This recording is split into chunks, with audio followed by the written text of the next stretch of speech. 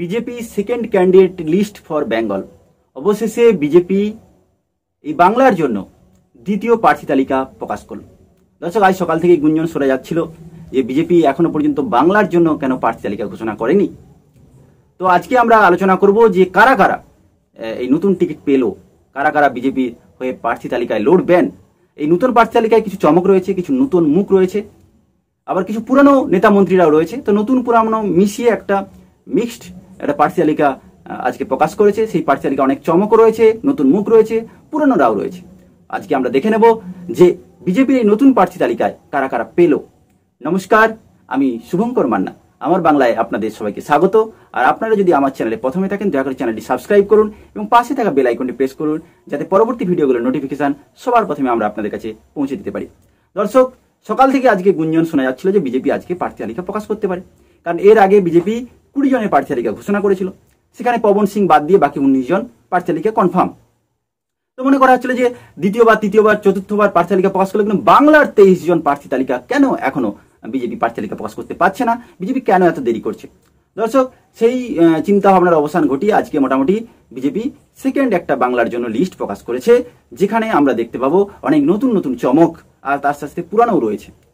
যেখানে নতুনের মধ্যে বিশেষ করে যেটা বসিরহাট, যেখানে সন্দেশখালী ঘটনা, সন্দেশখালী একজন লড়াকু নেত্রীকে দেওয়া হয়েছে, যিনি এই শাহজাহানের বিরুদ্ধে লড়াই করেছিলেন, সেই তাকেও দেওয়া হয়েছে।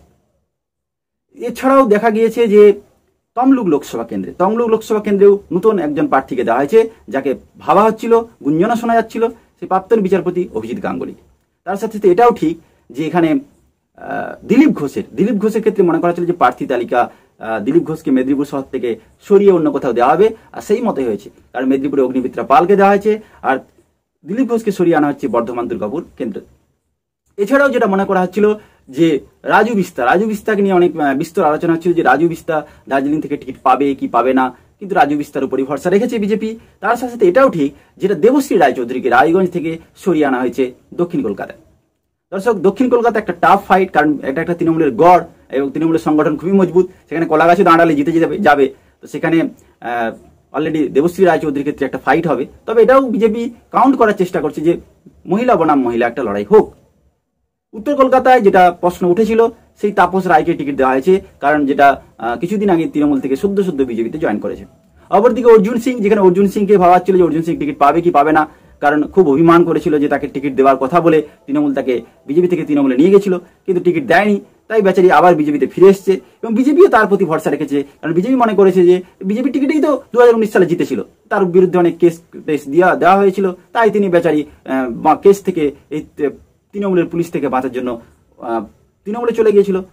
তো এখন যখন তার মোহভঙ্গ হয়েছে, সে যখন পুনরায় বিজেপিতে আসতে চাইছে এবং এসেছে, তো স্বাভাবিক কারণে তার উপরই ভরসা রাখছে এবং বিজেপি মনে করছে যে এই ব্যারাকপুর থেকে এই অর্জুন সিংই একটা পদ্মফুল দিল্লিতে মোদির জন্য পাঠাবে। তো এই হচ্ছে সারমর্ম। আমরা আজকে দেখবো বিশেষ করে নতুন নতুন মুখ কারা রয়েছে। বিশেষ করে বসিরহাটে বিজেপির একটা জিনিস বুঝতে হবে যে বিজেপির দক্ষিণ 24 পরগনা বা বসিরহাট বা কলকাতা, সেটা নর্থ কলকাতা হোক আর সাউথ কলকাতা হোক, এই জায়গায় বিজেপির সংগঠন খুবই দুর্বল, এবং মুর্শিদাবাদে। তো এই জায়গাগুলো যেহেতু সংগঠন দুর্বল, তো সুতরাং বিজেপি চেষ্টা করছে যতটা পারে কাউন্টার করার। এবার আমরা যদি আজকের প্রার্থী তালিকা নিয়ে একটু বিচার করি, সেখানে দেখা যাবে তৃণমূল থেকে সদ্য আসা বিজেপিতে যে তাপস রায়, অর্জুন সিং, এদেরকে কিন্তু বিজেপি টিকিট দিয়েছে। যদিও বিজেপি থেকে যে 4 জন নেতা তৃণমূলে গিয়েছে, তারা কিন্তু 4 জন টিকিট পেয়েছে। আর তৃণমূল থেকে বিজেপিতে যারা এসছে তাদের মধ্যে বিশেষ করে যেটা নিয়ে মনে করা হচ্ছিল যে তাপস রায়কে টিকিট দেওয়া হবে, সেই মতো দেওয়া হয়েছে এবং অর্জুন সিংকেও টিকিট দেওয়া হয়েছে। এখন অর্জুন সিং দেখাতে পারবে কিনা যে সে তার পুনরায় সেই তার গড় ধরে রাখতে পেরেছে কিনা। আর অপর দিকে এটাও দেখা হবে যে তাপস রায়কে সদ্য তৃণমূল থেকে বিজেপিতে আসা, বিজেপি নিয়ে এই তাপস রায় নর্থ কলকাতায় কিছু ব্যতিক্রম কিছু করে দেখাতে পারবে কিনা। কারণ কলকাতা অবশ্যই তৃণমূলের একটা গড় এবং এখানে সংগঠন অনেক বেশি মজবুত তৃণমূলের। এখন দেখার বিজেপির এই তাপস রায় কতটা ফাইট দিতে পারে, কারণ ওখানে অলরেডি তৃণমূল দীর্ঘদিন ধরেই তাদের ওই এলাকাটা দখল করে রেখেছে, নর্থ কলকাতা। এবার দেখা যাক রাজু বিস্তা কিন্তু পুনরায় টিকিট পেয়েছে, যেটা রাজু বিস্তার উপর অনেকে মনে করছিল যেটা রাজু বিস্তাকে সরিয়ে দেওয়া হবে, কিন্তু না, রাজু বিস্তা মনে করছে যে তার একটা বুথ লেভেল পর্যন্ত বা নিম্ন স্তর পর্যন্ত সংগঠনে তার একটা পাকাপোক্ত দখল রয়েছে। সুতরাং দেখা যাক রাজু বিস্তা এবারও কি চমক দিতে পারে। আর একটা জিনিস দেখতে গেলে যদি দেখা যায় যে দিলীপ ঘোষের উপর কিন্তু দিলীপ ঘোষের গড় চেঞ্জ করে দিয়েছে। কারণ দিলীপ ঘোষকে যেটা মনে করা হচ্ছিল, মেদিনীপুর থেকে দিলীপ ঘোষও চেয়েছিল যে সে দীর্ঘদিন ধরে এই সংগঠনটা করেছে এবং এলাকায় তার একটা পরিচিতি রয়েছে, কিন্তু দিলীপ ঘোষকে বর্ধমান দুর্গাপুরে সরিয়ে আনা হয়েছে। এবং দিলীপ ঘোষ অ্যাকচুয়ালি সাংগঠনিক নেতা এবং পারবে। যখন 2019 সালে লড়াইটা করেছিল তখন কিন্তু বিজেপি সেইভাবে সংগঠন ছিল না, কিন্তু দিলীপ ঘোষ লড়াইটা দিয়েছে। দিলীপ ঘোষ যদি ঠিকঠাকভাবে লড়াই করে এবং সংগঠনে ঘাত যেটা মূল যে শিকড়টাকে যদি বুঝতে পারে, তাহলে দিলীপ ঘোষ লড়াইয়ে আবার পুনরায় জিততে পারবে। কারণ বর্ধমান দুর্গাপুর এমন কিছু না যেখানে যদি সমস্ত কর্মীদের, পুরনো কর্মীরা অনেক কি হয় বসে যায়, সে পুরনো কর্মীদের যদি সবাইকে কাজে লাগাতে পারে, দিলীপ ঘোষও বর্ধমান দুর্গাপুর থেকে বেরিয়ে যেতে পারে। প্রধানমন্ত্রী বঙ্গ সফরে যখন এসেছিলেন সেখানে কিন্তু বাংলার 42টা আসনের মধ্যে 20 জন আসনের প্রার্থী তালিকা আগেই ঘোষণা করেছিল এবং সেই প্রার্থী তালিকায় নিশীথ প্রামাণিক, শান্তনু ঠাকুর, সুভাষ সরকার এই রকম 3 জন কেন্দ্রীয় মন্ত্রীর নাম কিন্তু ছিল। এবং গতবারের জেতা 9 জন সাংসদকেও টিকিট পেয়েছিল। মনোজ টিগ্গা সহ 4 জন বিধায়ককেও কিন্তু টিকিট দিয়েছিল পদ্ম শিবির। এবং পবন সিং নিয়ে বিতর্ক হয়েছিল, তাই পবন সিং নিজে থেকে উইথড্র করে নেয়, ছেড়ে দিন। প্রথম দফায় 20 জন আর এখন দ্বিতীয় দফায় মোটামুটি 19 জন, টোটাল মোটামুটি ধরুন 39 জন।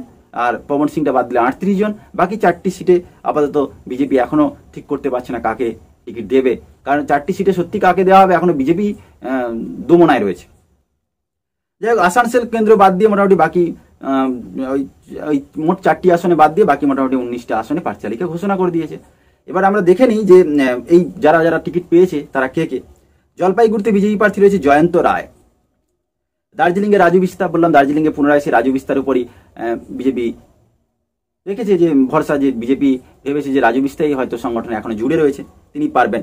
রায়গঞ্জে বিজেপি প্রার্থী কার্তিক পাল। রায়গঞ্জে কিন্তু আগে মানে প্রাক্তন কেন্দ্রীয় মন্ত্রীও ছিলেন, প্রতিমন্ত্রী দেবশ্রী রায়চৌধুরী। তো দেবশ্রী রায়চৌধুরীকে দক্ষিণ কলকাতায় আনা হচ্ছে, আর দক্ষিণ কলকাতা অলরেডি তৃণমূলের একটা গড়। তো দেবশ্রী রায়চৌধুরীর ক্ষেত্রে একটা ফাইট হবেই, খুব কঠিন একটা ফাইট হবে।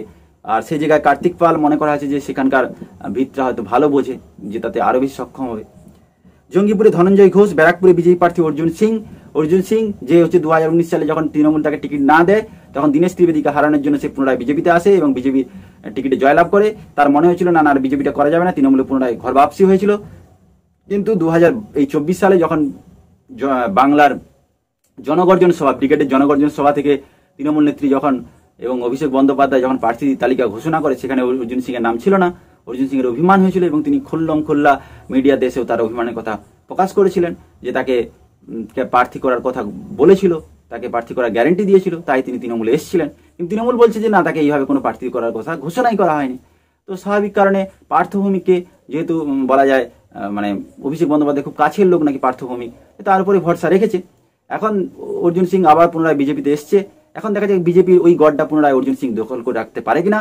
আর এটাও ঠিক যে বিজেপি বলতে চাইছে দেখো অর্জুন সিং তো খুবই ভালো মানুষ, তো আমাদের বিজেপির তো এমপি ছিল, তো ওনার বিরুদ্ধে পশ্চিমবঙ্গ পুলিশ বহু কেস দিয়েছে, তাই পশ্চিমবঙ্গের পুলিশের হাত থেকে বাঁচার জন্য তৃণমূলে গিয়েছিল। এখন তার মোহভঙ্গ হয়েছে, তাই তিনি পুনরায় বিজেপিতে ফিরে এসেছিলেন। বিজেপি তার উপর ভরসা রেখেছে। এখন দেখা যাক যে ওই ব্যারাকপুরের জনগণ কতটা অর্জুন সিং এর উপর ভরসা রাখে বা বিজেপির উপর আদৌ ভরসা করতে পারে কিনা। তারপরে যদি দেখি আমরা কৃষ্ণনগরে অমৃতা রায়। দমদমে বিজেপি প্রার্থী রয়েছে শিলভদ্র দত্ত। বারাসাতে স্বপন মজুমদার। বসিরহাটে বিজেপি প্রার্থী রেখা পাত্র। বসিরহাট লোকসভা কেন্দ্রে কিন্তু বিজেপির সংগঠন অতটা মজবুত নয়, কিন্তু সন্দেশখালীর ঘটনায় মানুষকে সাড়া ফেলে দিয়েছে, বাংলার জনগণ সাড়া ফেলে দিয়েছে, বাংলার জনগণ জেগে উঠেছে। তাই যখন প্রধানমন্ত্রী এই বঙ্গ সফরে এসেছিলেন এবং সন্দেশখালী নিয়ে বারবার যখন তিনি আরামবাগে এবং বসিরহাটে যখন তিনি বারবার এই সন্দেশখালী কথা বলেছেন, তখনই নাকি এই রেখা পাত্র এবং যে মহিলা টিম এসেছিল তাদের সঙ্গে মিট করেছিলেন এবং সেখানে তার সেই মহিলাদের অত্যাচারের কথা শুনেছিলেন। তাই বিজেপি চাইছে যে এই সন্দেশখালীতে যে ঘটনাটা ঘটেছে এটা সারা পশ্চিমবাংলায় ছড়িয়ে যাক। এটা একটা মহিলাদের উপর যে অত্যাচার হয়েছে, যে ধর্ষণ হয়েছে, যে শারীরিক নির্যাতন হয়েছে, যে নিপীড়ন হয়েছে এবং মানুষের উপর যে নির্যাতন হয়েছে, জমি দখল করে নেওয়া থেকে শুরু করে মহিলাদের রেপ, ধর্ষণ এবং শারীরিক নির্যাতন, বাড়ি থেকে রাত্রি 12টার পর তুলে নিয়ে যাওয়া, পিঠে তৈরি করার নাম করে তাদের উপর শারীরিকভাবে নির্যাতন করা, বলাৎকার করা। তো এইগুলো যাতে বাংলার জনগণের কাছে তুলে আনা যায়, কিভাবে শাহজাহান এবং শাহজাহানের গুন্ডা বাহিনী মানুষের উপর অত্যাচার করছে সেইগুলোকে প্রকাশ করার জন্য বা সেইটাকে বাংলার জনগণকে স্মরণ করিয়ে দেওয়ার জন্য এই যে যারা মহিলা ব্রিগেড লড়াই করছিল তাদের মধ্যে একজন রেখা পাত্র ছিলেন এবং তাকে মনে করা হচ্ছে সামনে রেখে বিজেপি লড়াইটা লড়তে চাইছে। এবং এটাও মনে করছে যে বিজেপির অনেক নেতারা বুঝতেই পারেনি যে রেখা পাত্র নামটা আসবে, কিন্তু নাকি এটা স্বয়ং প্রধানমন্ত্রী নাকি নিজে থেকে অবজার্ভ করেছে এবং প্রধানমন্ত্রী নিজে নাকি চেয়েছে যে রেখা পাত্রকে এই এলাকায় এই বসিরহাটে প্রার্থী করা হোক। যদিও বসিরহাট মাইনরিটি অধ্যুষিত এলাকা, মুসলিম অধ্যুষিত এলাকা, এখানে প্রায় 50% উপর মুসলিম রয়েছে, স্বাভাবিক বসিরহাট একটা ফাইটের এলাকা, আর বিজেপি সেইভাবে সংগঠনও নেই।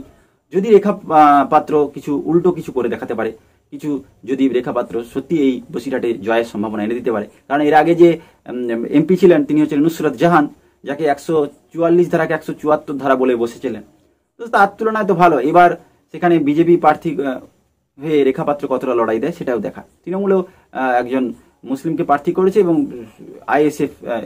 আইএসএফও একজন মুসলিমকে প্রার্থী করেছে, যে সিপিএম এবং কংগ্রেসের সমর্থনে। বসিরহাটে বিজেপি প্রার্থী তাহলে রেখা পাত্র, মথুরাপুরে অশোক পুরকায়েত, কলকাতা দক্ষিণে বিজেপি প্রার্থী করা হয়েছে দেবশ্রী চৌধুরীকে। দেবশ্রী রায় চৌধুরী যে আগে রায়গঞ্জের এমপি ছিল, তাকে সরিয়ে আনা হয়েছে দক্ষিণ কলকাতায়। কলকাতা উত্তরে প্রার্থী করা হয়েছে তাপস রায়কে। উলুবেড়িয়া বিজেপি প্রার্থী করা হয়েছে অরুণোদয় পাল চৌধুরী। অরুণোদয় পাল চৌধুরীকে মনে করা হয়েছে যে হয়তো লড়াইটা দিতে পারে উলুবেড়িয়া বিজেপি প্রার্থী, কিন্তু উলুবেড়িয়াতে বিজেপির সংগঠন খুবই দুর্বল। এখন দেখা যাক যদি বিজেপি তৃণমূলের সঙ্গে কিছুটা ফাইট দিতে পারে। শ্রীরামপুরে বিজেপি প্রার্থী করা আছে কবির শঙ্কর বসু। কবির শঙ্কর বসু মানে কল্যাণ বন্দ্যোপাধ্যায়ের বিরুদ্ধে লড়বে এবং মনে করা হয় যে তার প্রাক্তন জামাই কবির শঙ্কর বসু হয়তো লড়াইটা ভালো দিতে পারে। আর শ্রীরামপুরে বিজেপির সংগঠন মোটামুটি ভালোই আছে, যদি লড়াই ঠিকঠাক দিতে পারে জেতার সম্ভাবনা রয়েছে। আরামবাগে অরূপ কান্তি দিগার আর তমলুকে বিজেপি প্রার্থী অভিজিৎ গঙ্গোপাধ্যায়, যেখানে মনে করা হচ্ছিল যে তমলুক থেকে যদিও প্রার্থী ঘোষণা হয়নি, তার আগে থেকেই মনে করা হচ্ছিল যে না, তমলুকে বিজেপি প্রার্থী হতে পারে প্রাক্তন বিচারপতি অভিজিৎ গাঙ্গুলি। কারণ অভিজিৎ গাঙ্গুলি একটা সেফ জায়গা দেওয়ার চেষ্টা করা হয়েছে, কারণ অলরেডি তিনি রিজাইন দিয়ে জাস্টিস গাঙ্গুলি এসছেন, সুতরাং তাকে অ্যাটলিস্ট দিল্লিতে পাঠানোর ব্যবস্থা করা হয়। আর তমলুক একটা সেফ জায়গা, যেখানে এটা যদিও অনেকে বলে যে শুভেন্দু অধিকারী গড়, আসলে এখানে বিজেপি সমর্থক এবং কর্মীরা রয়েছে, কিন্তু এখন দেখা যে বিজেপির বহু পুরনো কর্মীরাও বসে রয়েছে। এখন বিজেপি কতটা সেই পুরনো কর্মীদের অ্যাক্টিভ করতে পারবে এবং সবাই লড়াইটা দিতে পারবে, কারণ মানুষ তৃণমূলের উপর ক্ষেপে থাকলেও বিজেপি কতটা লড়াই দিচ্ছে সেটাও দেখবে মানুষ। যদি বিজেপি ঠিকঠাক লড়াই দিতে পারে জয়ের সম্ভাবনা রয়েছে অবশ্যই। বর্ধমান দুর্গাপুরে বিজেপি প্রার্থী রয়েছে দিলীপ ঘোষ। দিলীপ ঘোষকে সরিয়ে আনা আছে, আর তার জায়গায় কেন্দ্র বদল করেছে দিলীপ ঘোষ। আর মেদিনীপুরে বিজেপি প্রার্থী করা হয়েছে অগ্নিমিত্রা পালকে। আর বর্ধমান পূর্ব কেন্দ্রে বিজেপি প্রার্থী করা হয়েছে অসীম কুমার সরকারকে। যেখানে মনে করা হচ্ছিল যে একটা কলকাতা দক্ষিণ, যেখানে সায়নী ঘোষ ভার্সাস হবে আপনার হচ্ছে দেবশ্রী রায়চৌধুরী, এবং যেখানে দেখা গিয়েছে মেদিনীপুরে অগ্নিমিত্রা পালকে এই কারণে দেখা হয়েছে যে একজন মহিলা প্রার্থী, সে জায়গায় মহিলা প্রার্থীর সঙ্গে কন্টেস্ট হবে। এখন 4টি কেন্দ্রে এখনো বিজেপি প্রার্থী তার ঠিক করতে পারেনি, যেমন ঝাড়গ্রাম, আসানসোল, ডায়মন্ড হারবার এবং বীরভূম। বীরভূমে অলরেডি শতাব্দী রায়কে টিকিট দিয়েছে, এখন বিজেপি ঠিক করতে পারছে না যে কাকে দেবে ওই জায়গায় টিকিট, যে শতাব্দী রায়ের বিরুদ্ধে লড়াইটা করতে হবে। ডায়মন্ড হারবারে অভিষেক বন্দ্যোপাধ্যায়, এখন দেখা যায় অভিষেক বন্দ্যোপাধ্যায়ের বিরুদ্ধে কে লড়াইটা প্রকৃত করতে পারবে, লড়াইটা দিয়ে বিজেপিকে অ্যাটলিস্ট সেকেন্ড পজিশনে তো আনতে পারবে। তার সাথে সাথে আসানসোল এবং ঝাড়গ্রাম তো বিজেপির জেতার সিট ছিল, কিন্তু এখনো জানি না বিজেপি কেন ওই জায়গায় কে প্রার্থী হবে তার নাম ঠিক করতে পারছে না। যাই হোক দর্শক, আপনাদের যদি এই বিজেপির প্রার্থী তালিকা নিয়ে কোনো মতামত থাকে দয়া করে কমেন্ট করুন, আর অবশ্যই আমার বাংলার সাথে থাকুন। দয়া করে চ্যানেলটি সাবস্ক্রাইব করুন, শেয়ার করুন, লাইক করুন। ধন্যবাদ।